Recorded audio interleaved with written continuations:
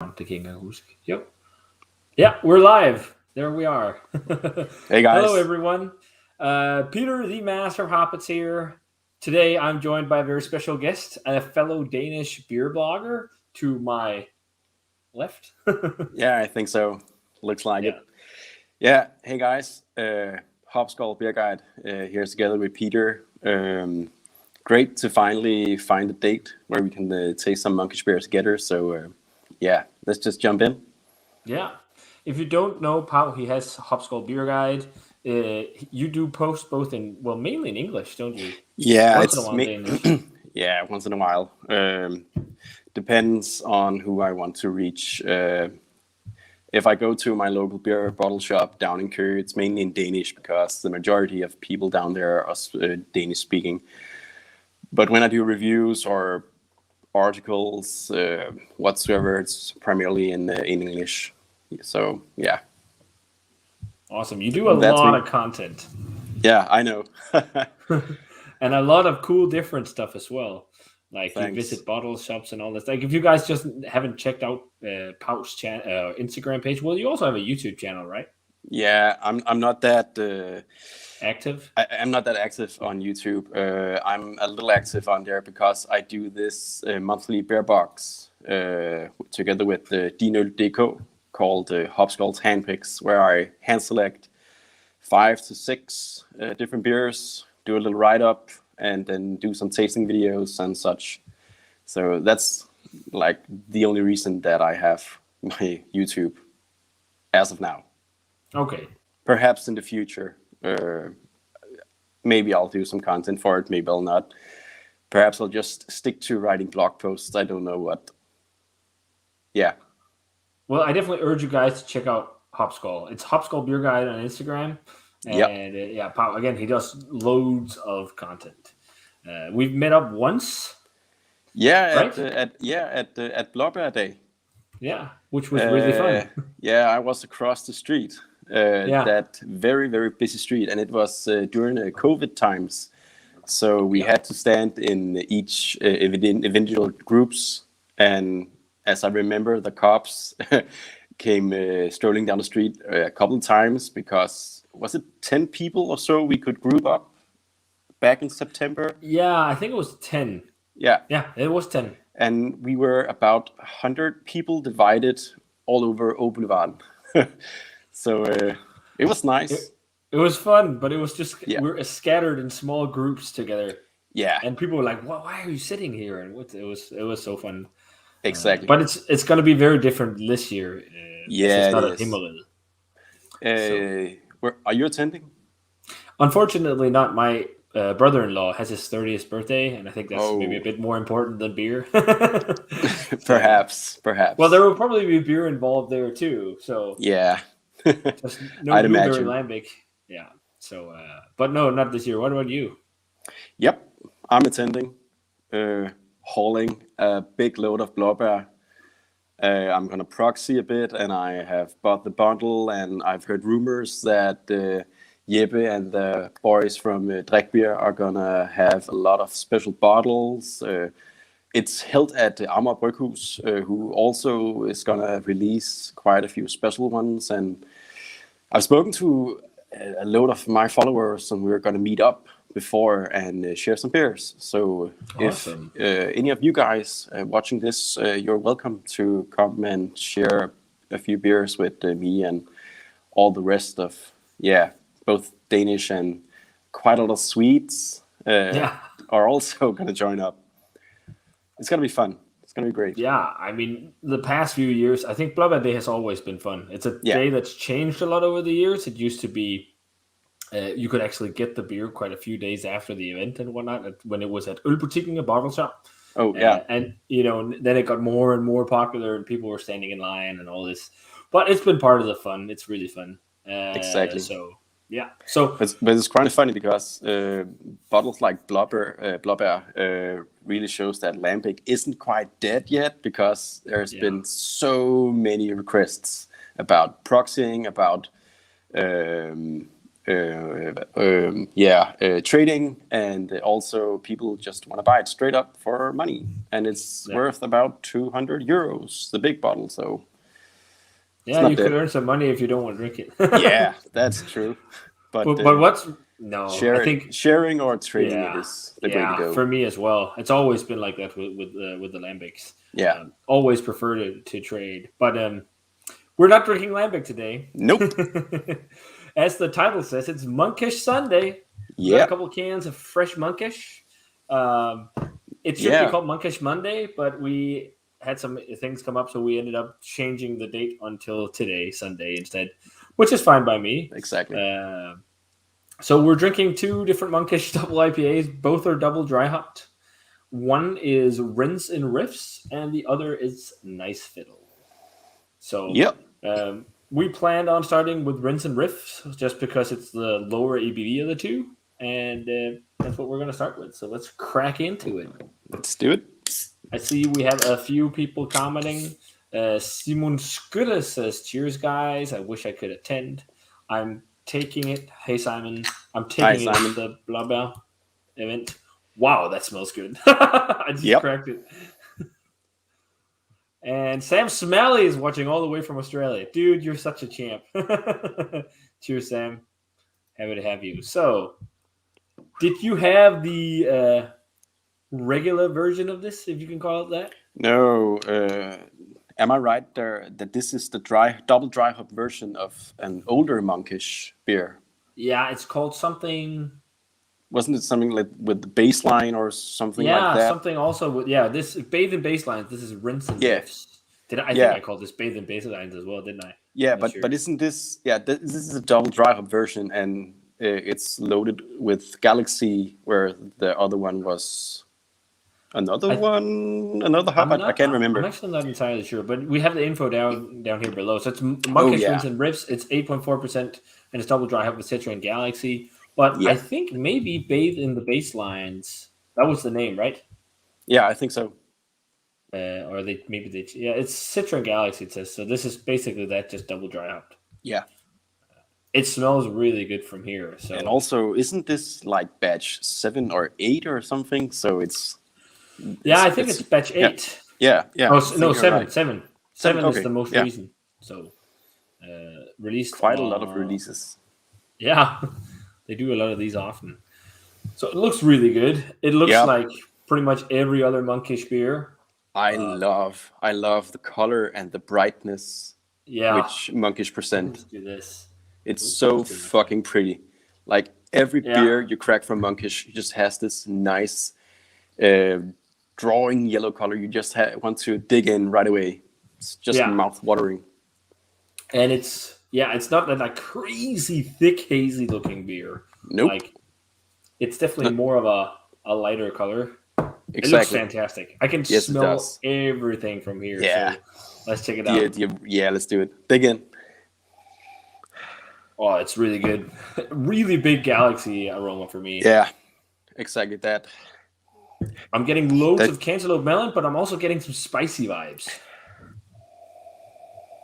I actually get a lot of that like combo of grapefruit and pininess with like an underlying orange, and also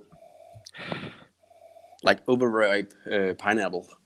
Yeah, also is maybe like mild herbaceous notes, grassiness. Yeah, I think there's definitely like some of that kind of Galaxy's German heritage in there. There's like some of that kind of grassy, spicy, herbal kind of vibe, but it's super light. It's more. Yeah, it's only like a faint hint.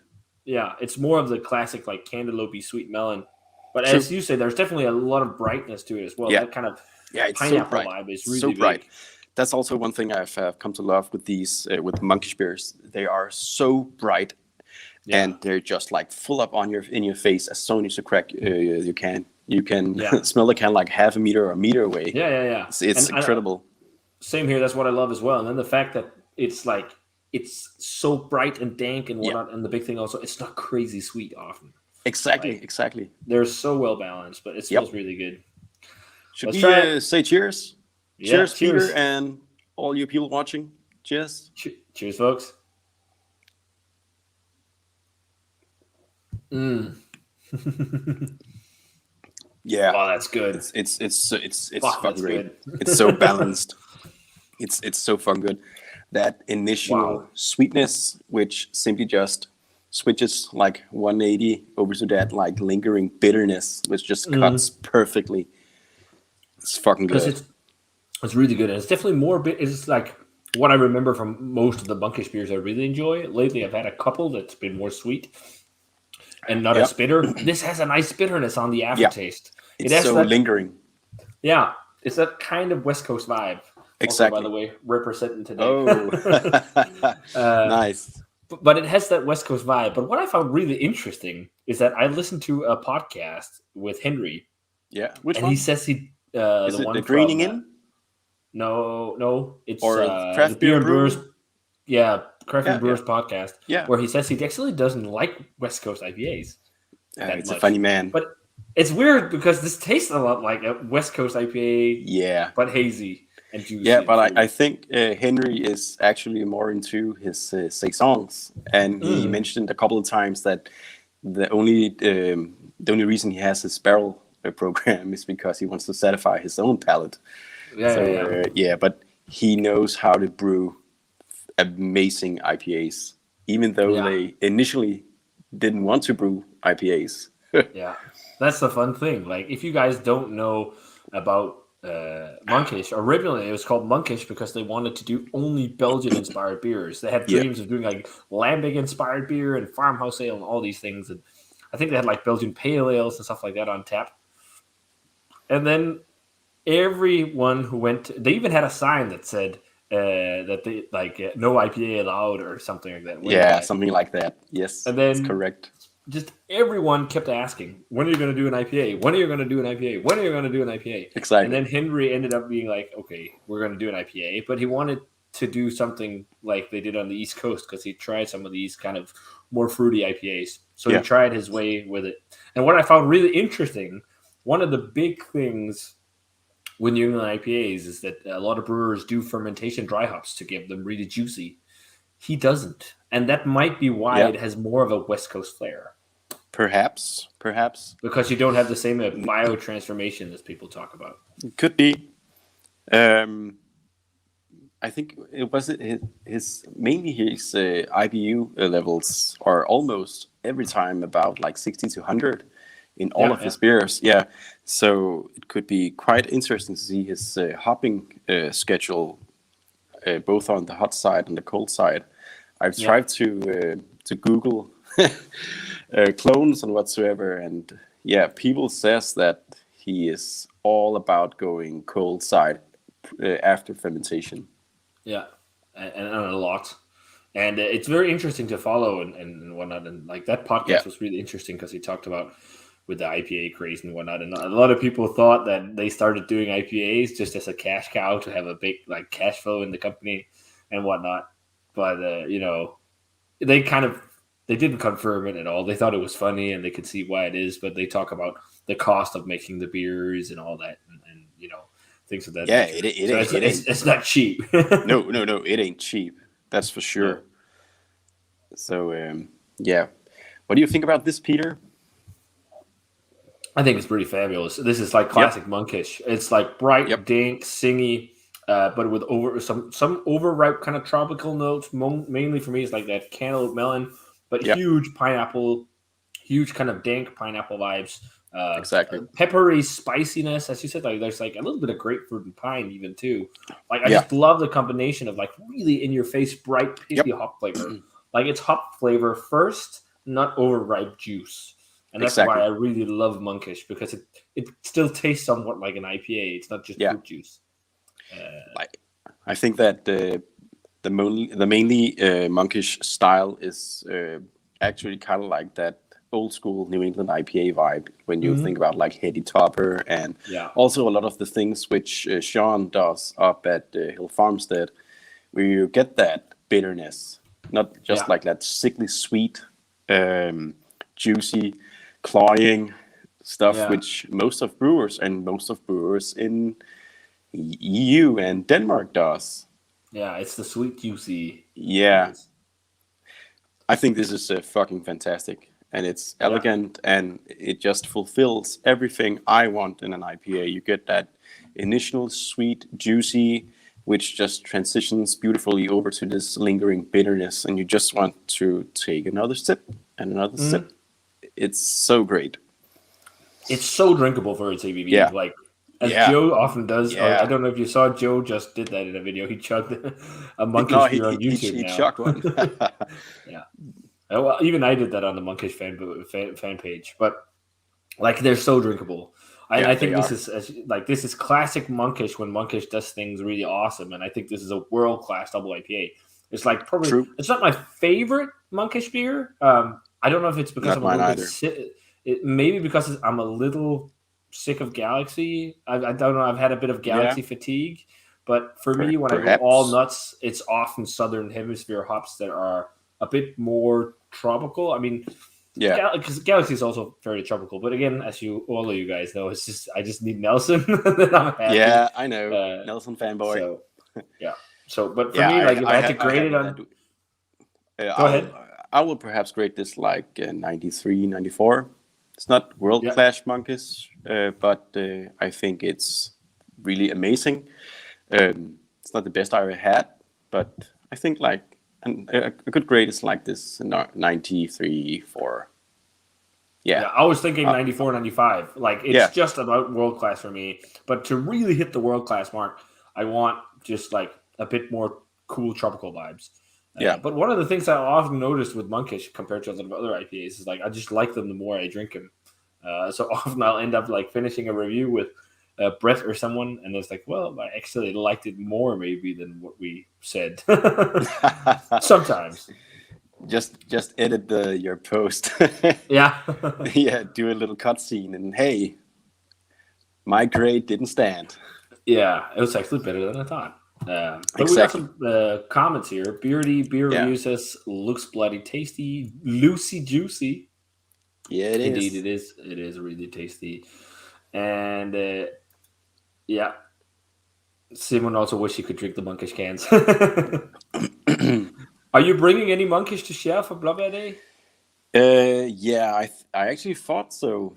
I have some Monkish coming my way, perhaps next week or in about 2 weeks. So I think I am going to bring some Monkish. I'm also going to bring some Fremont, and I'll perhaps bring some of the new Prefontaine stuff, which was released, is it 3 or 4 weeks ago? On the Prefontaine website? Yeah. The sherry stuff. Yeah, the peated Pedro Ximenez goose. I think I'll bring the Krieg ones. I'm gonna leave and drink around Christmas time. I'll think, because I'm a huge fan of Krieg, and I love Risalamang. So I'm all about the pairing. Yeah, and if you guys don't know Risalamang, it's a Danish classic dessert we have for Christmas. Yeah, which is a rice pudding with vanilla and almonds and a cream, and then whipped cream. Yeah, and it's topped with a cherry sauce. Yeah, and you can actually get sweet cherry sauce. You can get boozy spirit cherry sauce. I actually if you know the guy Peter Halund. He does a podcast. He likes to eat it with caramel sauce, which is quite odd, but it's somewhat okay. And then you can have like a nice barley wine to pair it with. That'd be sweet. Maybe that would work. Exactly. But if any of you guys goes to Blubber Bay, come say hi. I'll probably wear this T-shirt with my logo, and my name is in the back, so come say hi. And then you're easy to spot in the crowd. love to interact. Yeah, it's always fun. It's fun to meet people. I'm really looking forward to being able to go to events and stuff again. And Sam is calling us teases because of Monkish. Sorry, Sam. But sorry. For me, this is actually the last 2 cans of Monkish I have around. And the last I'll have for a while, because I have a ton of beer at the moment that I need to get through. So, and Code Talker said he didn't catch the name of the podcast with Henry from Monkish, but it's Beer and Brewery Magazine. They have a podcast, and it's on Spotify. You can also look up the podcast Graining In. It's a podcast which Bissell Brothers are doing. And he also has, I think it's an hour-long episode with both Henry and, what's his wife called? Adriana? Yeah. His wife, where they talk about, just the idea behind Monkish, and you get to learn who Henry is and who he was and stuff like that, which I think is very interesting. Yeah, it was really So cool. go for it. He studied was it something anthropology? Something. This was about religion. No. He studied to be right? he studied to be a priest. Yeah, as a priest. And he went to Bible school in Scotland, of all places. Yeah, that's so weird. And then he produces beer for a living. And you can actually also hear he's actually a quite intelligent human when he talks. He is so well spoken, and he thinks about every word which comes out of his mouth. He's a very cool guy to listen to. So go ahead and dive into some of those podcasts. Yeah. I don't know if you listen to the podcast with Beard and Brewer magazine or Beer and Brewing magazine, where they talk about. Listen to that one where they talk about Henry is so I think he must be a hard boss to work with because he's so invested in his product, and he has 100% his way of doing things, and he wants it to be that way. So he talked about how he couldn't understand that people come work in a brewery and it's just a job because it's a passion of his. So he wants his employers to be passionate, and I kind of get it, but at least if it's in a tasting room, I would understand that people work there as well just to earn money. But what was interesting is that he talked about whenever they die or whatever, if something happens, if they thought about just closing Monkish down, and it'd be total punk rock, sex, drugs, and rock and roll, whatever. It's that's it, Monkish, goodbye. That's very passionate, and he's quite the perfectionist. That's true. Mm-hmm. But he also talks a lot about stress. He stresses a lot, and he's become better to cope with that stress, and perhaps loosen his grip a little, because he stresses a lot about releases and which beers does he have to do and stuff like that. In that podcast, he also says he stresses a lot about employees. True. But I get him, kind of get him, because this beer is his livelihood, it's his passion, it's his dream, it's his image. And you like me, you know that Monkish has this certain standard, and if it isn't met, well, it's going to decline very fast. Yeah. So and also because the thing is, their beers are IPAs and they're churned out all the time. So they really need to be on point, keeping up the standard all the time. Also because it's new releases all the time. So it's every week, 2 or 3 releases every fucking week. And because people hold them in such a high regard, it's one fuck up, they'll accept it. Another fuck up, people will be what's going on? You hear often on forums when they've had crops of hops. He talks a lot about that himself, how crops of hops are so different in terms of brewing IPAs. Some crops is just he smells the bag. It's no, we can't use this. And it's interesting because stuff like that is also what plays in sometimes to releases that are off, I guess. True. He's, as you said, he's a perfectionist. So he is. I'd see why he stresses about these things all the time. Agree. So, but this next beer, talking about something that has a mixed reputation, is I think this is the first time they've done this. You have a different label can. Yeah, I actually think that's the first. Yeah. different can labels. Yeah, they did some different colors for the label schemes, but this is Nice Fiddle, and this is one that didn't get exactly the best welcome from a lot of Monkish geeks. That's right. Really divides the masses.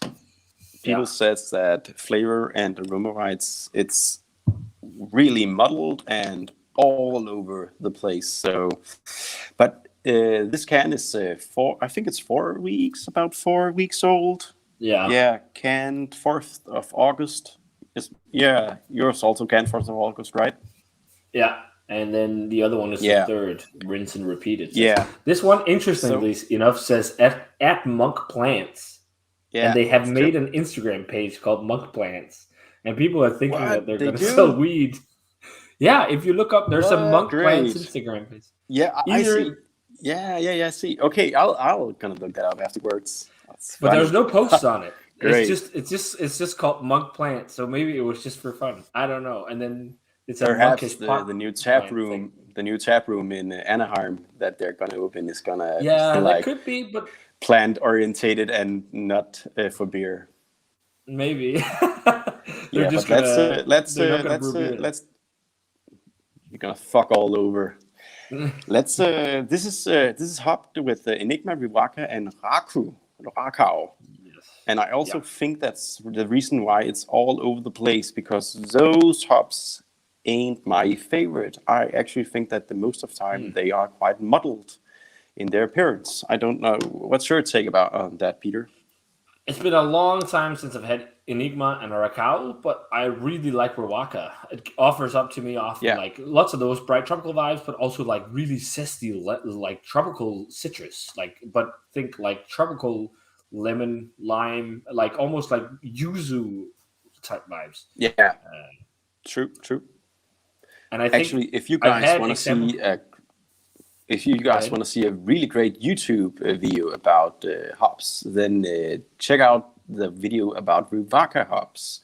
There's a 10 or 15 minute. It's actually the first. If you type in Riwaka hops, it's the first video. It's fucking great. So go check out that, peeps. Yeah. Should we crack this bad boy, Peter? I think so. So nice Fiddle. Interesting name. I wonder if the plant has got anything to do with fiddles. I don't know. I got immense sexual vibes from that name. I was thinking of a fiddle, for playing music. Like a violin in the States, in the South is called a fiddle. So I was like maybe it's just because I'm laying dry. I'm a dad, so that ain't happening. Yeah. It looks very similar to the one we just had. Yeah. The only thing is, I actually think that the head retention is a bit different in this one. Little more really stable. Foamy. Yeah, exactly. A little more stable, and the retention is great. Really sticks to the glass. Yeah. Yeah, and still the beer is pretty. It's sort of the same color, that really bright, fine, yellowish, orange juice, like. Yeah. Pretty beer. Let's check it out. Yeah, the smell. Ooh. I'm getting like almost savory vibes, almost like cooked onion. Yeah, or something true. like that. Yeah. Kind of leaky. Something like that. Forest, wow, what's it called? Forest. Yeah, forest chopped spring onions. Yeah. Yeah, spring oniony. It's like really oniony, garlicky. But I'm also like, it's like it's really old school almost. True, it's true. This was not what I expected. It's really sharp. Yeah, it ain't settled in at all.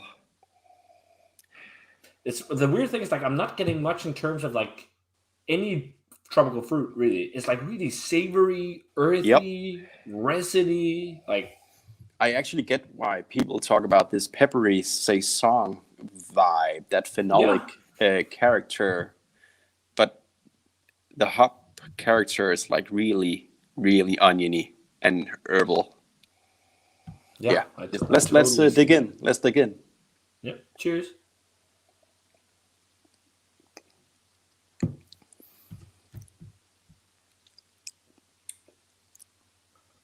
Yeah, it's really muddled, and it's biting.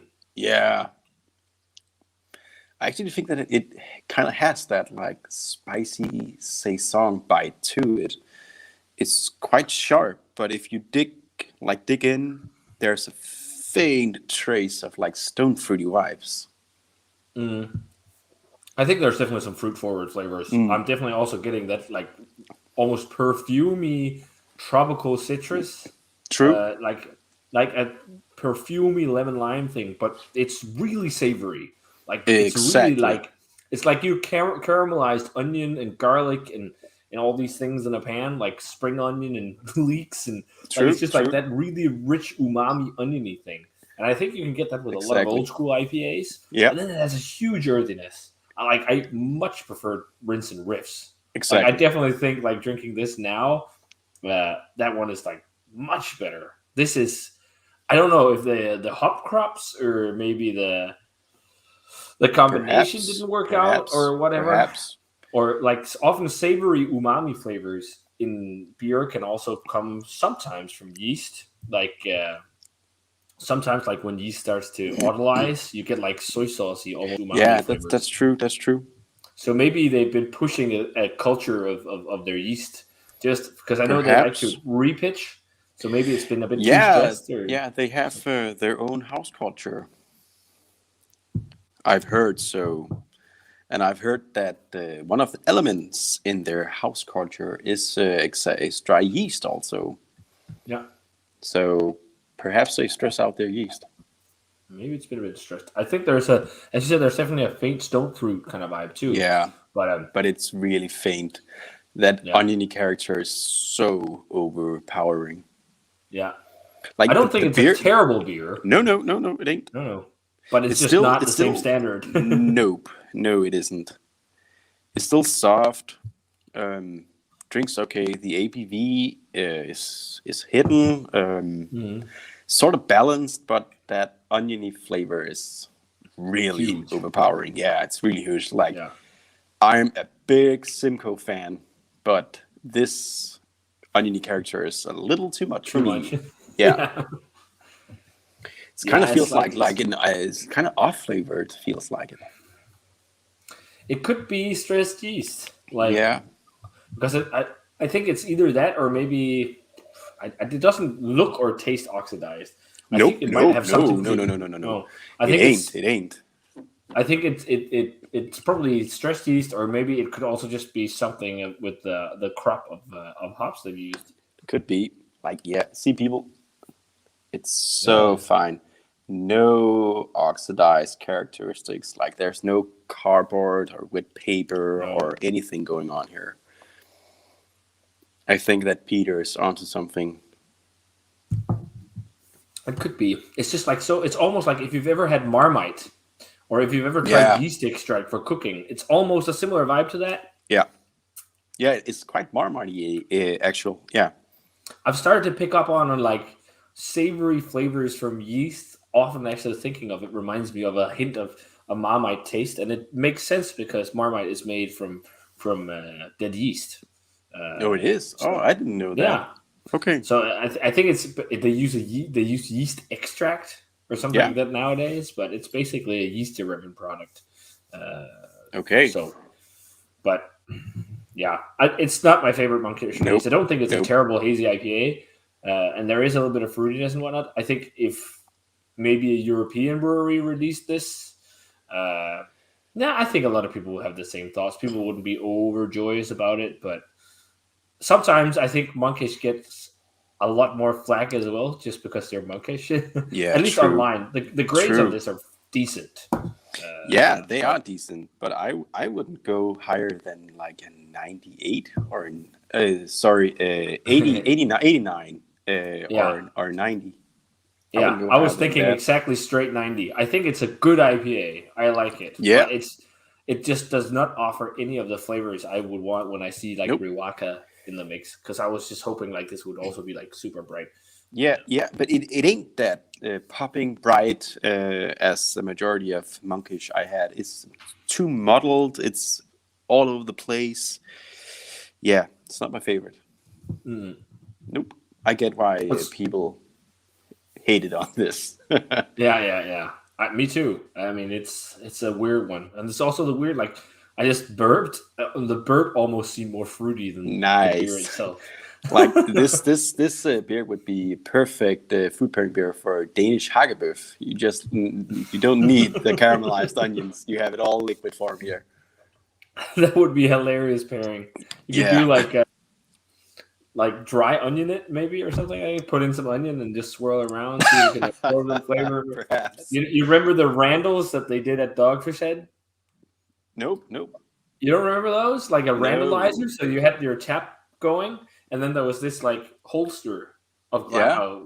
plastic on top, and you could fill it up with fruit, whatever.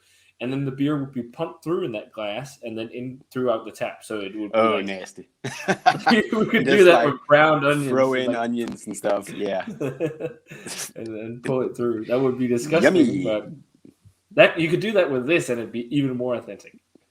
It's true. But no world-class beer the here. best beer. Nope. It's good, but it ain't world class. Did you get to try? So you got this shipment of Monkish around the same time as I did. Yep. Did you get to try What Sleep? Yeah, I thought it was a world class tipper. I really enjoyed it. I have had a couple of tippers from Monkish, and they're all tasty. They're all balanced out. The ABV isn't that biting ethanol vibe. It's sweet and mellow. I really, really like the way that they do tippers.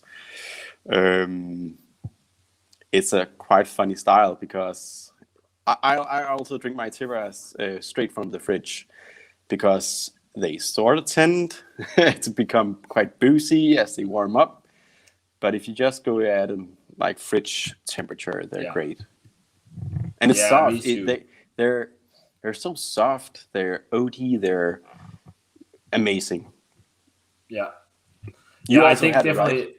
Yeah. My review, I did it in a battle beers against an electric beer called Incantational Thoughts. Triple dry hop strata, only strata hop triple IPA. Holy shit. I think the video will air on Wednesday.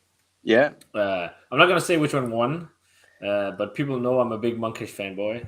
Yeah, but electric does magnificent stuff. I had their cognitive distances, or what the fuck is it called? Cognitive dissonance, right? Yeah, right. And it was brewed with the Phantasm, the new product from Phantom.nc. And it was so grapey, so wonderful, magnificent beer. I really have to try some more electric. You should. I did, and they were like, one of them was almost 2 months old. It was double juicy things, and then the other one, sensational things, and they were so good. They did not taste like they were aged at all. Like they were 2 months old, and they were drinking like a 4-week, 3-week New England IPA. I was so impressed. Impressive. And I don't know. They also have started to do it in like the Monkish style. At least with those two beers, they were like super bright and like uplifting, which was really nice. It was not like this, and they were dry. I loved that. Like they're dry, they're a little bit bitter. It's not like this really sweet juice bomb. Those can be nice, but I just prefer this.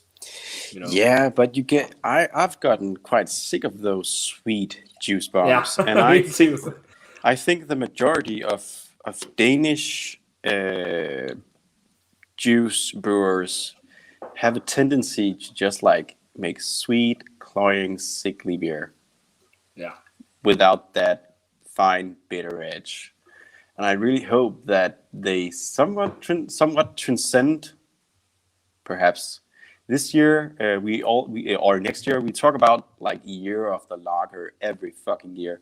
But what about year of the West Coast? Like, let's get some West Coast back. Let's get West Coast vibes into our New England IPAs.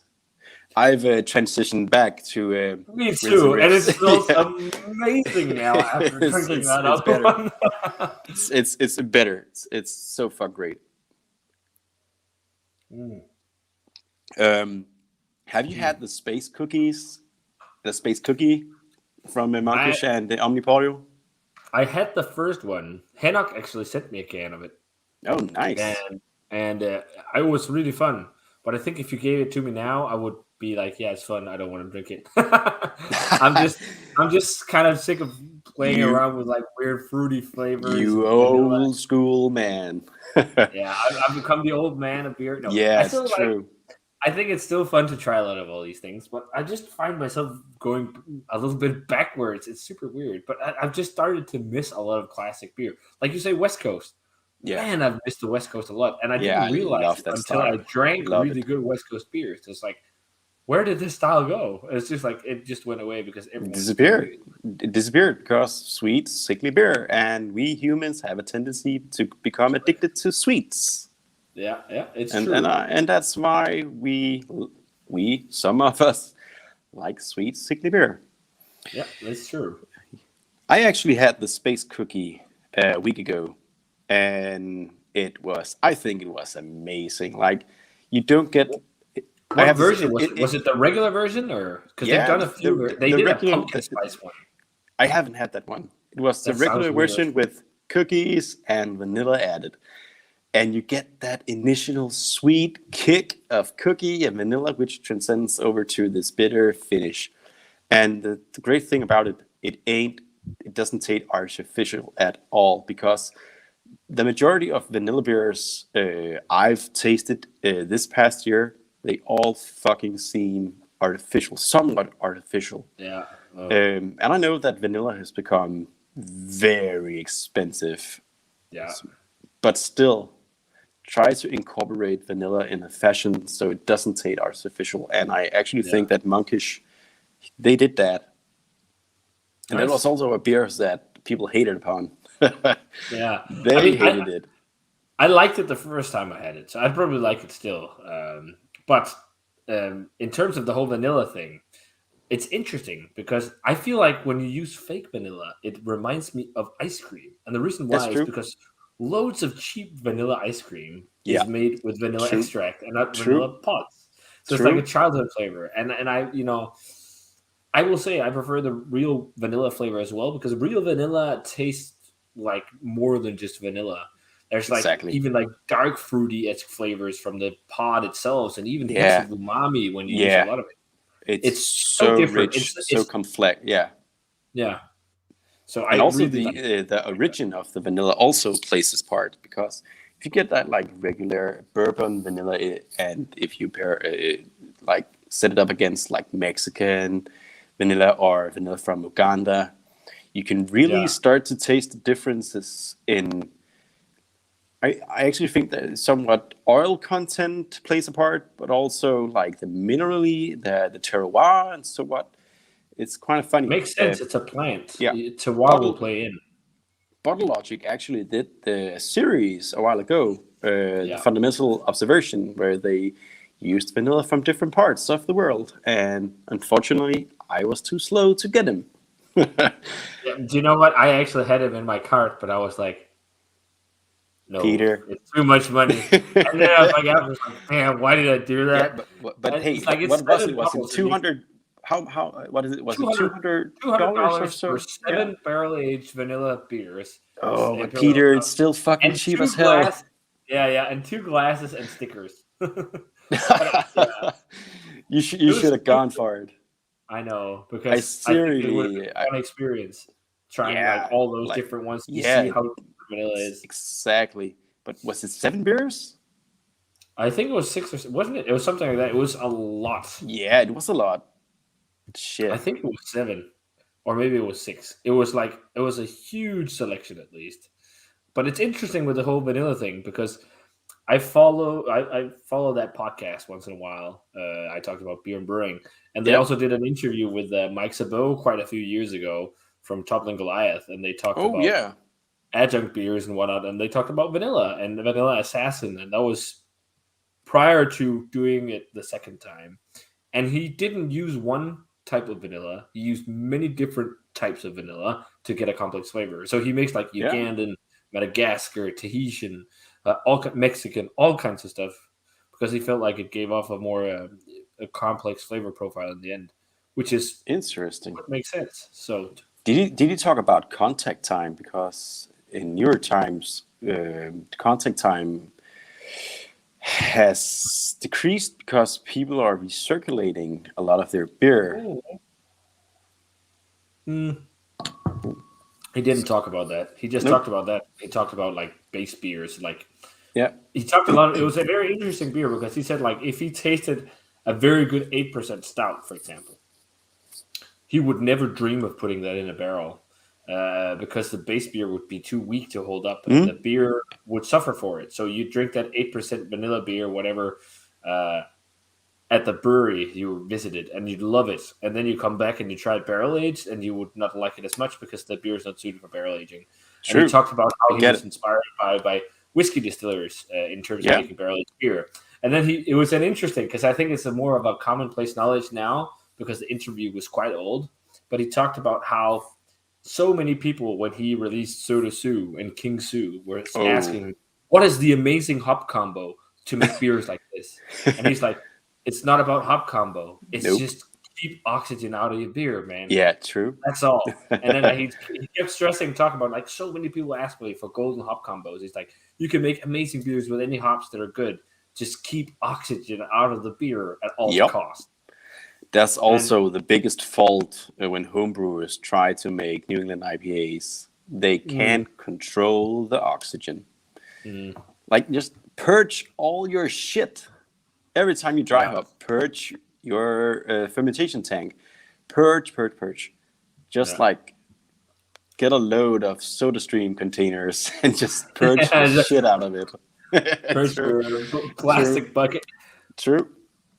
But because that is the biggest enemy of this beer style. And I'm sorry to say, but I haven't gotten one single New England IPA at like something like Festival, the homebrewer stand. I've got quite a few New England IPAs, and all of them sort of tasted oxidized. I'm sorry, brewers, but you have to control your oxygen when you make New England IPAs.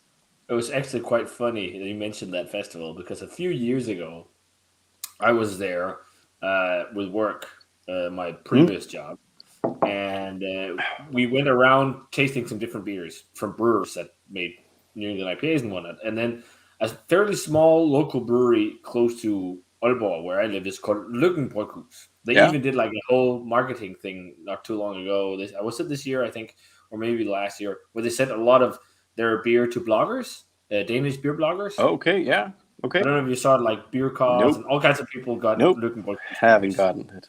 No, okay. But they did that, and a couple of years before that, they then, just to try and do something different, brew a New England IPA for the beer festival. Yeah. And they ended up calling it Snatkale. And Snatkale is so it's part of the Northern Jutland dialect, where I'm from, and it's slang for a person who eats boogers. It's the weirdest name, but the reason why they called it that is that when you poured it, it was greenish gray. It looked like a booger. It was because it was so crazily oxidized. They made a very small batch. Seriously. But it's like the lowest rated beer they've ever done. What the fuck? It was just like everyone went up there. It's like, look at this. It's gray-green. It's so weird. It's so oxidized, and there's so much hop matter in here. What the fuck is going on? It was hilarious. But I like how they called it Snatkale. I think that was a good point. Great. All the beers are named after like Northern Jutland, like or sayings for things and stuff like that. Or a lot of them. But that's funny. That's a bit funny. It's great. It's great homage to their local roots. It is very fun. Yeah, but their beers are very like so and so. They're not like, some of them are all right, but also a lot of it is just like, it's just really boring. Like it could almost be Theodor Schütz or Jacobsen or whatever. Like it's not amazing or just like or good, like really good. There's a couple that are pretty good, but a lot of it is not my cup of tea. I went there for a brewery tour earlier this year, and it was like, I was just on vacation in the area, and it was like, let's do it. But like that, I'm sorry to say, but that is a tendency which perhaps, if we talk about Danish breweries, that's sort of what happens to Danish breweries. Yeah. We have quite a few Danish breweries, but not a lot of them has great standards. Yeah, it's true. It's And a lot of them, quite. like they're only, I'd imagine, in operation because they have a local fan base and like people It's support true. them locally. True. Because if they were to expand and export to outside of the country, I don't think a lot of people would drink their beers because they are fairly mediocre. Like, Exactly. there's a lot They of would. small Yeah. mediocre breweries. They around. would be doomed. But I get, because like the majority of people haven't gotten to taste beers like, for example, Monkish or great craft beer, like the best, some of the best IPA brewers in EU are still like Verdant and Trek, and Yeah, the majority of people haven't tried that. Yeah. So yeah, I get it. But are you attending Dø Festival? No, because I'm But going to you're. MBCC. Oh yeah, you're doing the whole weekend. Yeah, Yeah. I'm So I'm I'm I'm going on Saturday, okay, nice. and I really hope that there are perhaps a little more breweries attending than the little list, because if But it's I only think the. that list was the part one list, wasn't it? Didn't they Oh, say that? I can't remember. I really hope, because if those are the only breweries attending, they're gonna run low really quick. Yeah. Like, yeah, that would be but I know it's going to be smaller scale, but Yeah, it technically it is. doesn't have to be now because the regulations for Yeah, COVID are going to, like on the 11th of September. September, Yeah, they're gonna drop. there's no more COVID regulations in Denmark because Exactly. such a high Exactly. percentage of the population here has been vaccinated that it's not being looked at as a threatening disease. Exactly. So Exactly. we're going back to normal pretty much. Yep. But so Hopefully. they hopefully. But yet again, I've heard that COVID is running rampant in America again. So Yeah. I seriously hope that the American breweries are gonna attend. Yeah. So that's one of the big things as But well. also, yet again, they could also just fill up MBCC with the Belgian sour beer. That would be okay for me. Yeah. And Just then do tell Lemmy MBCC. yeah, and tell Ref from Rider to bring a bucket load of beer, so we all can get something, because like that queue for Borke is so fucking intense, and I've never stood in that queue, because I Me don't want to neither. It's waste. too I long. don't. Yeah, I don't want to waste like half an hour or an hour just standing in queue to get Borke, because it's great. It's world class modern lambic, but you have like just so many other breweries which are world class. So I remember a year, I think it was 2017 or 18, and Jake Wakefield Brewing also attended MBCC, and he seriously didn't have anybody in line at all, which is just fucked up, because isn't he the man behind like the most expensive stout as of today, like the Baku series? Baked Kujuras. Yeah, true. Yeah, Which I goes think so. for 5,000 krooners per bottle or something like that. It's crazy. He's so hyped, and he does amazing beers. But I just remember, I'm gonna stand here and just like drink amazing beer, because nobody's in queue. But that's how it's always been at MBCC. There's always been like really amazing breweries, but then people don't really maybe know them that well. Like one of the things that's crazy, like Three Floyds is going every single year, and every year there's the craziest long line to try Dark Lord. And I think it's because it's a legendary beer and a lot of people haven't tried it, so they want to take it.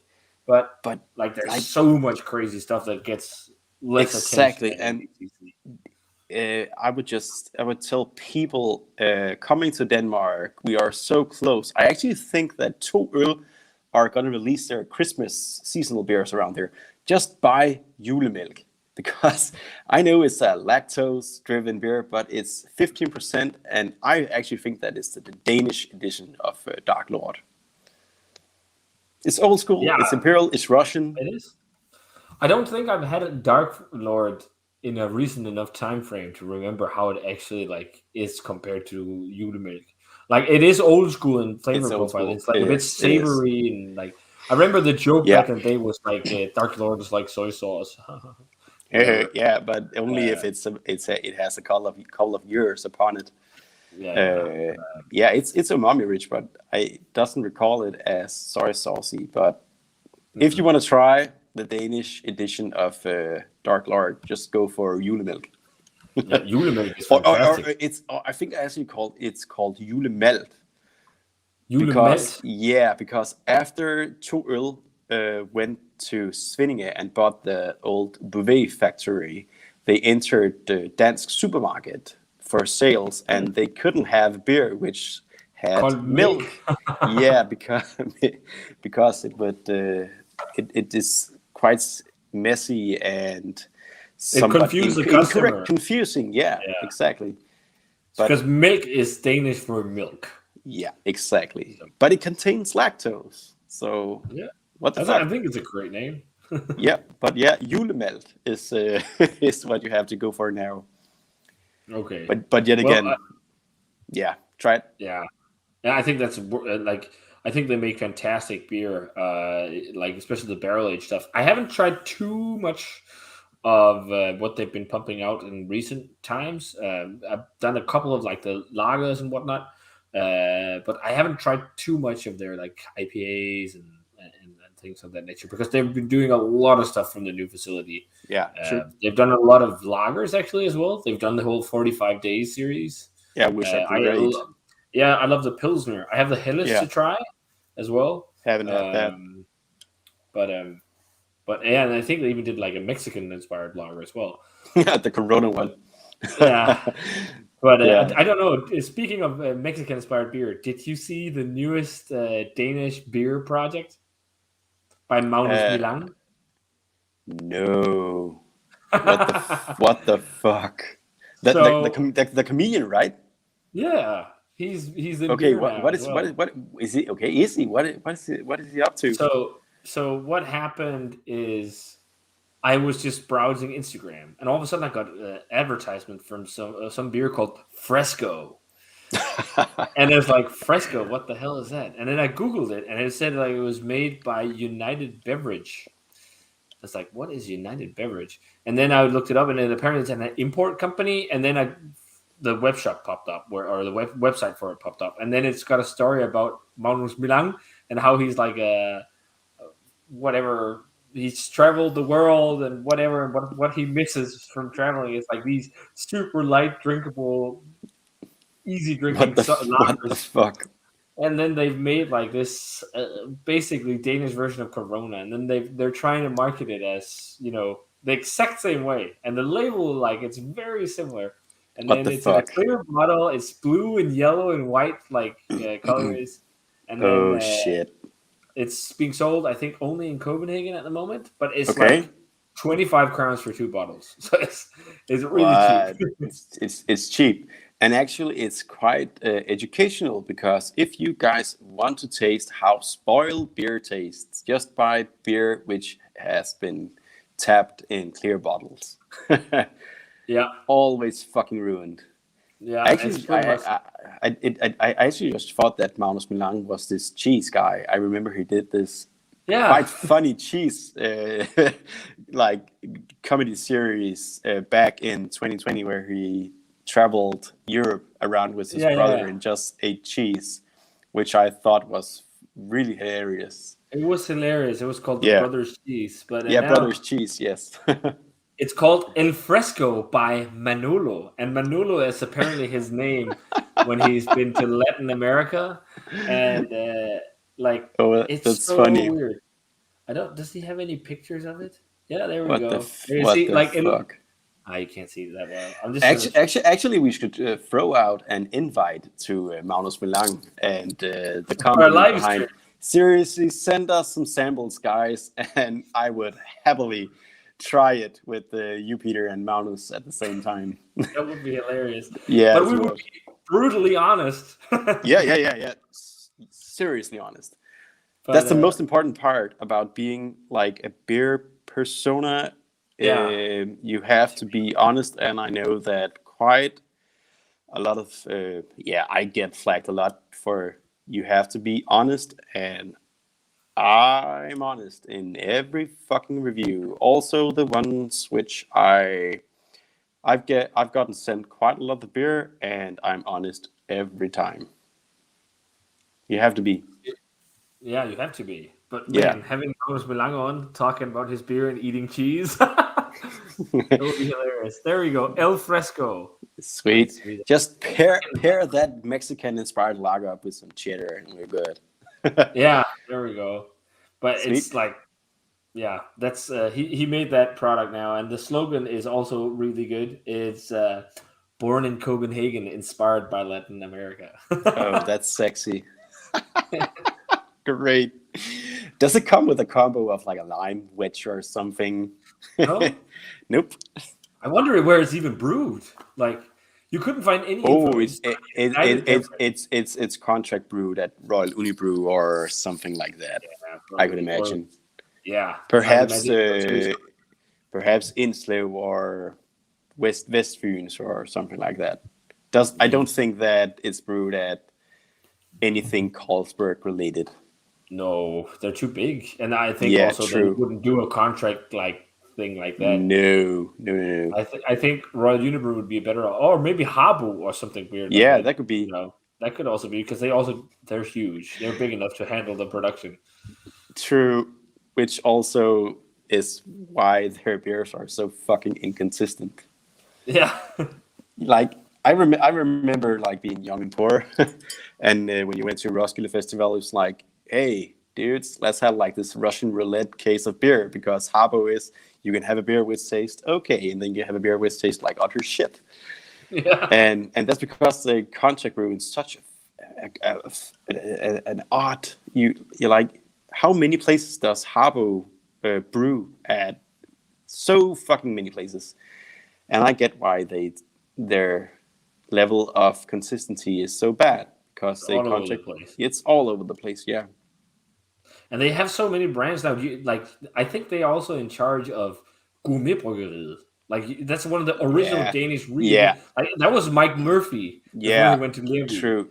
He was a brewer there. His legacy is true. The legacy behind that brand is so shattered and doesn't have any traces of Mike left, which is sad, because Mike is one hell of a brewer and he's fucking great at doing recipes. If he's not in charge of McKellar's recipes. Do you recall? He fucks them up, yeah. he can handle levels of vanilla. Apparently.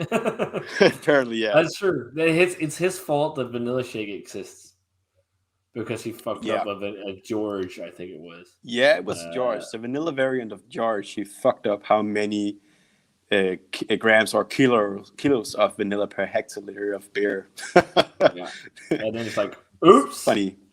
Yeah, and then it became one of Mikkeller's most popular beers. Yeah, it's fucking great. I love it. Yeah. It's great.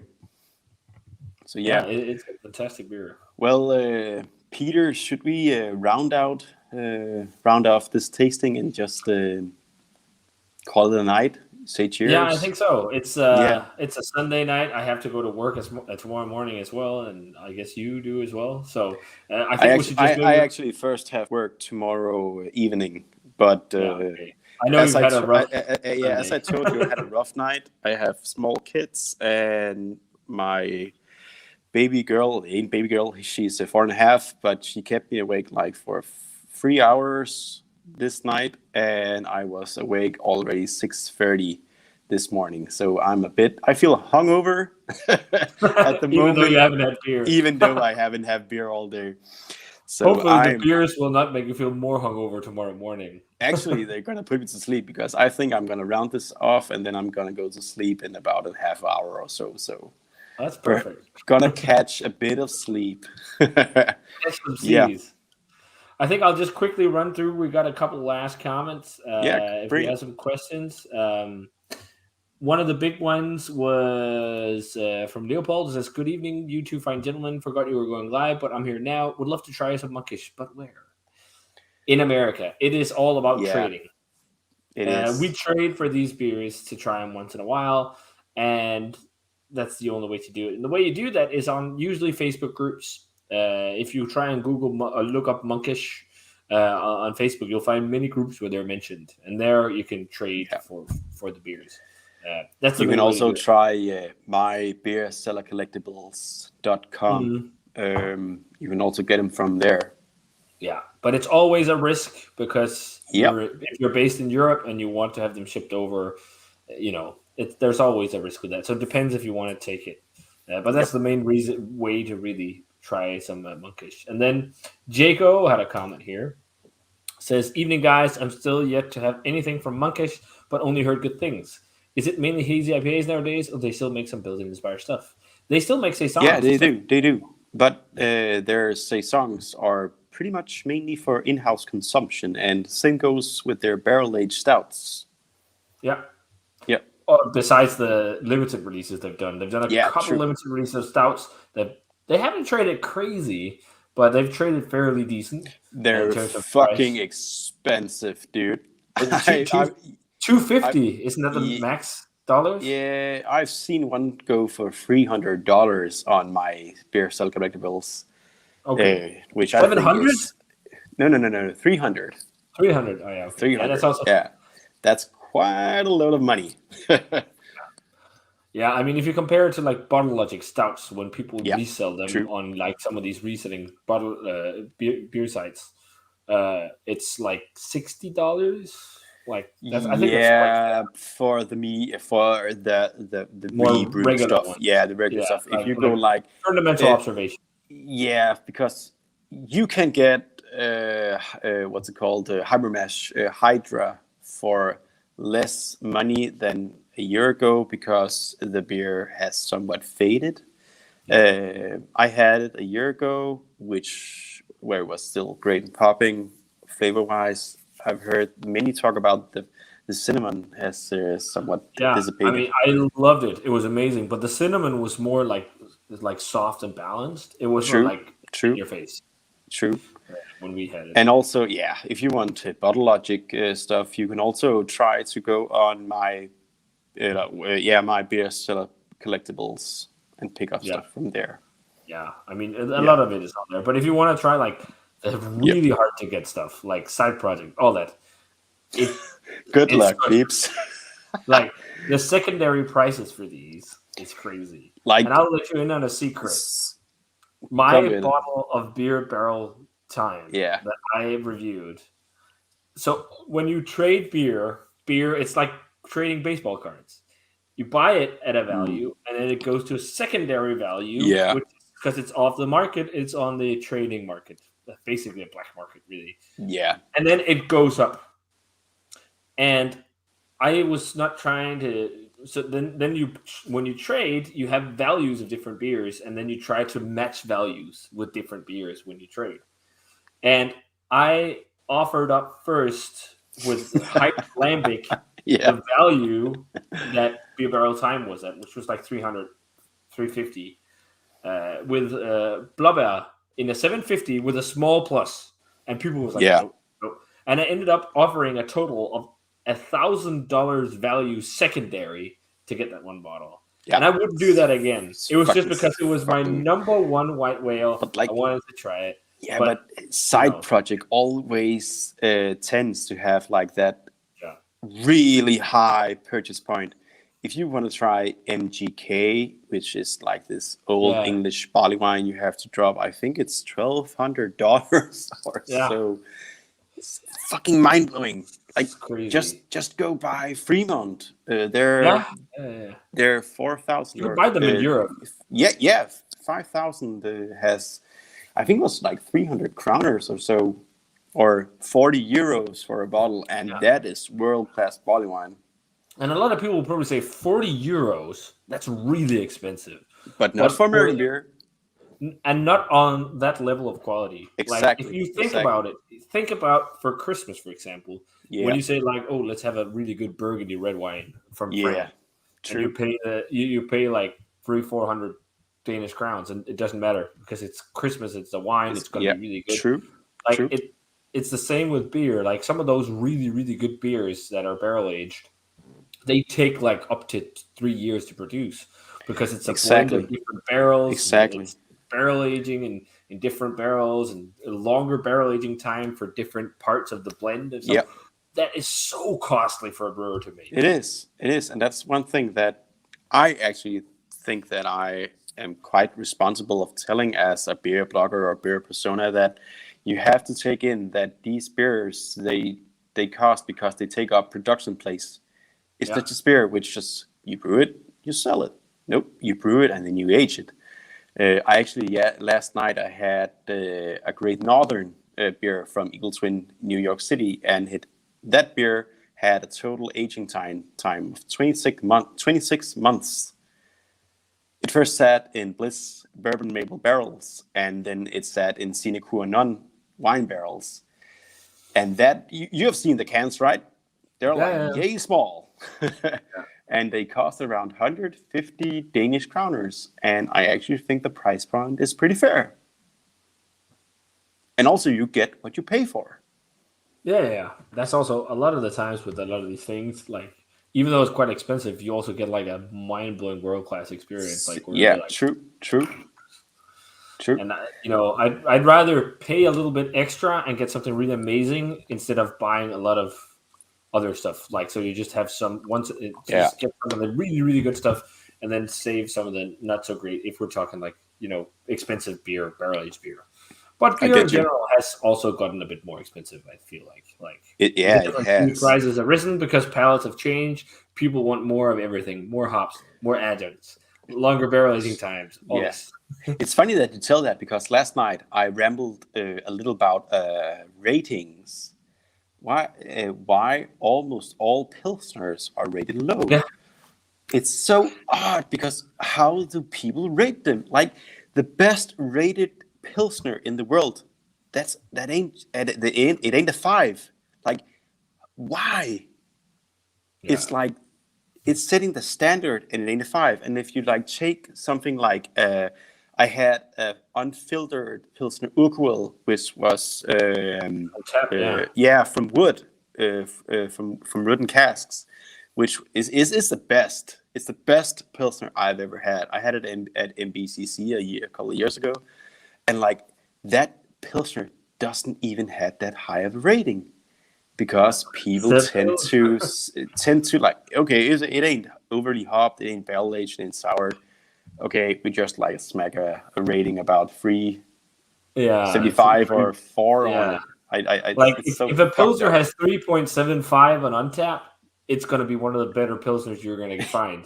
Like, most Pilsners that are really good, they're like 3.2, 3.5. Then you reach 3.75, and then they're like really fucking great. But people just don't give them higher grade. But hey, I think it's also something for me. I've had to think about. I'd had to think about that for a long time, because in the past I was the same way. I graded according to how much flavor I got and how impactful it was. Yeah, I think because I've always graded subjectively, so it's always been like, "Whoa, this is insane!" Like, you wanted those. yeah. But then the Pilsner is not about that. It's about subtlety and balance. Yeah, and you gotta have like really that. Yeah. That you gotta have that dry, crisp character with that great maltiness, and perhaps like this underlying floral, citrusy hop vibe. It just has to be chuggable, and nothing more than that. No. If it's clean and you don't get any DMS or diacetyl, well, it's fucking great. Yeah. That off flavors. If you get that, rate the fuck down. If it ain't, But I think part of it's also because craft beer has gotten a lot about more is more is more is more. Like, craft beer is like doing over the top things. We get that with their smoothie sours, right? Yeah. I had a long rant about that. I totally. Yeah, I know. I saw it. Yeah, I wouldn't see myself buying these kind of beers myself again. Nope. Like, maybe for fun. Have you had any of the Evil Twin sours, the ET Left Home, or the no, but I have even more sour IPA. No, but I have it's a sour IPA that's fruited. It's called Mama's Blackberry Pie or something. It's something Beer Dome sent to me, and I don't know. Is We'll it is see it if the I like. one? Is it the one with the It's a pie on pie the on the label. label? Yeah, I've heard Yeah. good things about that. Okay. One thing that Evil Twin NYC does really greatly is that you don't get a beer which looks like barf, Yeah. which the majority of Motelis beers sadly looks like. Yeah. The looks on those beers aren't the best. But No, they're saturated. They're full of flavor. They're crazy, true. and they're super easy to get into. So I totally see why people love them, and I don't want to judge people for loving them because Nope. people can drink whatever they want. But one of the things, as you mentioned with the whole lager thing, I think it's a shame, and I think it's something I personally have tried to advocate a little bit more. That like really good lager is amazing, and it's actually not too often you come across lagers that are like really dope. It's like the same Nope. as with like barrel aged beers. You have a lot of barrel aged beers that are good, but then once in a while you get those ones like, whoa, Yeah. this is True. just, and it's the same. It's just True. because it's True. such a hard style to make, and a Yeah, lot it of them is. like that are really good have years of practice and whatnot. But I tried that Riegele Herrenpils not too long ago, and I was just like, this is exactly how I want a pilsner. This is Yeah. amazing. And a review that will be coming soon is of Great. Schönraumer Pilsner from Germany. It Yeah. was close. It was not exactly there. It was a bit too peppery for me, but it was also like so good. And it was just like I think also part of it is that you need to drink more of it. And I think a lot of beer geeks they don't want to invest too much time in drinking many different lagers, like exploring the scene of pilsners, because a lot of people are going to be like, yeah, but it's just a pilsner. But you really need to do that also True. to Yeah. find out like the Yep. level of where things are at Exactly. on the scale. Also, you got Uh, to reset your palate every once in a yeah, while and just, okay, if you talk pilsners and smoothie sours and whatsoever, you have to remember there's a certain base beer which these beers stem from. And I actually have a hard time with people. uh, I don't know if I have to call it hard time, but you have to remember that if you like smoothie sours, they stem from Gose and yeah. Berliner Weisse, which taste very differently if you compare them to smoothie sours. Yeah. And we That's have, why I think it's a good point you talked about smoothie sour should be its own thing. yeah, it should, I it think should. you needed a style guide thing for it. And I think Yeah. totally Actually, I agree. did a blog post about it, and I sort of did my style guide about it, and it all leads into that.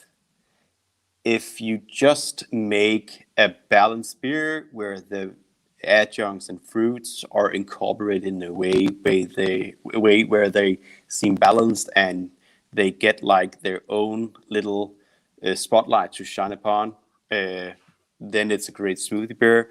The beer element isn't part of the mix because the blend part, like you do 60-40 or something like that, beer and fruit puree. Yeah. So And it's when you mainly do fruit. that, yeah, mainly fruit. And when you do that blending percentage, you probably won't get, you shouldn't get any of the underlying beer. Also, when brewers make smoothie sours, they do imperialized versions of Gose and Berliner Weisses and Yeah. or just like kettle sour beers.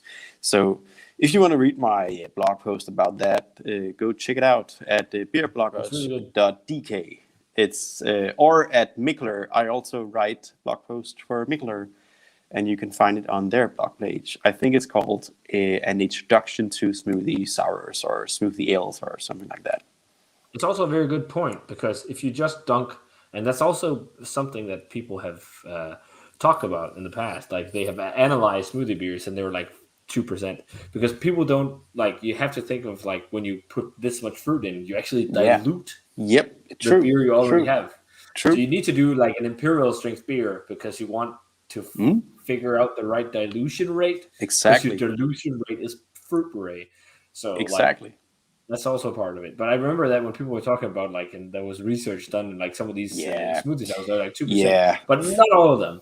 Like Nope. it's just But the breweries like American 450 and Imprint, were the main antagonists of those incorrect ABV labelings, which Peter talks about, where they were like 1% and 2%, like sessional beers, but the label said that they were 4, 5, 7 whatsoever.